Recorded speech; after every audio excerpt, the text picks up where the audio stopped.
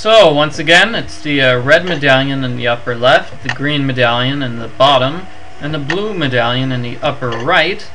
Then you just put this here in the middle, and...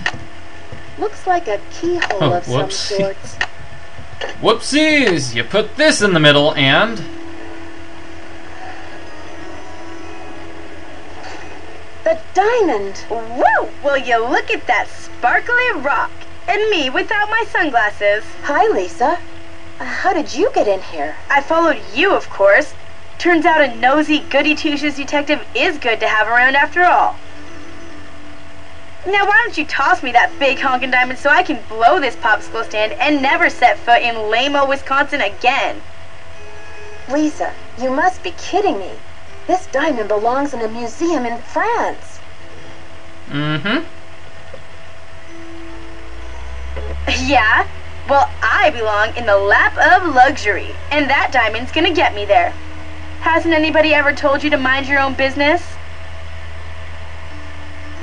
Oh, many times. Well, maybe this time you'll learn. Ah! My eyes! Oh no! Don't worry. My spicy devil villain venom won't last for long. But I'm afraid by the time you get your eyes back, you'll have missed my grand exit. Let's see if we can delay her exit by asking her a bunch of questions. So you're the one who trapped me in the elevator. Ooh, you are a smarty pants. But let's not forget about your little frostbite incident. I'm the rotten friend who locked you outside too, you know. Just trying to keep you on your toes, Nancy. Didn't want you to get soft on your vacation. Are you the one who caught me on the head in the locker room? Ouch. I bet that hurt. But I had to get the medallion somehow, didn't I? I hope we can still be friends. Why did you leave Jacques' medallion at Hotchkiss's room? And Hotchkiss's medallion out in the shed? To spread suspicion around, of course. You know, to play with your mind. Plus, I was at a dead end. I got the 2 messages from the stained glass window, but then what? I knew you would figure it out, so I decided to put the medallions in your hands and let you lead the way.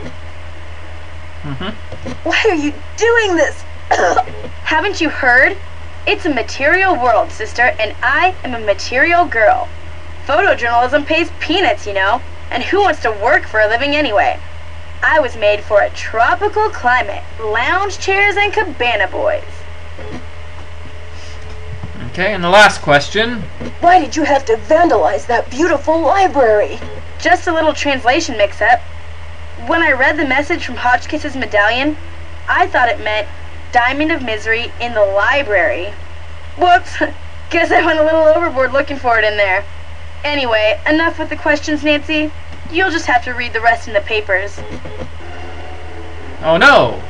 I've got to stop her. We can't let her escape, so let's pull the trap stairs. Ah! Help! Get me out of here! It stinks down here. It's all moldy. Darn you, Nancy Drew. You're the worst friend a diamond thief could ever have. Dear Dad, to think I almost became friends with a diamond thief. Oh no. Everyone at Wickford Castle is resting easier now that Marie Antoinette's journal and her famous diamond are safe and sound. The journal, the diamond, and the medallions are all going to be featured in a new Marie Antoinette exhibit in Paris. And it looks like everyone will be rewarded. Except Lisa, of course. First, she missed her plane to Rio, and now she's going to be charged with attempted grand theft. Professor Hotchkiss is thrilled because the French government has granted her permission to publish Marie's journal in the U.S. before it gets returned to France. This ought to help prove her theory about Marie's character once and for all.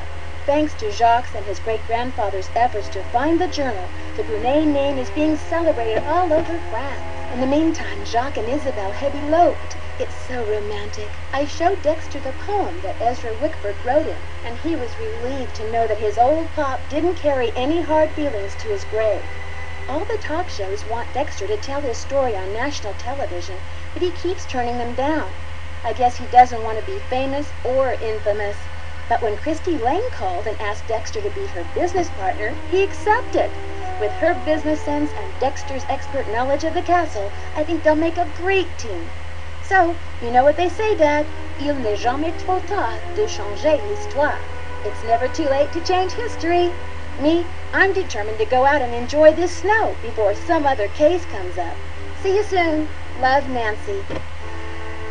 Okay, well, that's the end of the video. I hope you enjoyed watching it, everyone. Bye! I'm just gonna sit here and watch the credits. And for those of you who are wondering what game I'll be doing next, I'll be doing the 5th game, the final scene, because that's the game that comes after the 4th game. Yeah! I have good reasons for deciding what game to do.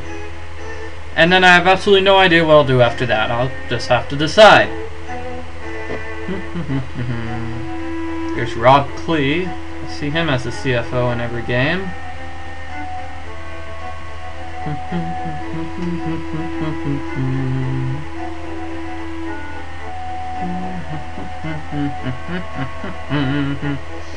Jacob Meyer as the pencil tester, and Bada Bing Bada Boom Productions for the soundtrack breakdown. Clatter and Din on sound again. And Chen PR for their public relations. Testing, testing, 1, 2, 3 for testing. Oh, and here's the cast. Lanny Manila as Nancy Drew. Thomas Stewart as Dexter Egan. Justin Barrett as Jock Brunet. Tara V. Smith as Lisa Ostrom. Carrie Healy as Professor Hotchkiss. Scott Carty as Ned Nickerson. Claire Gallagher as Bess Marvin. And Maureen Nelson as George Fane. And here's the special thanks list, which is always at the end.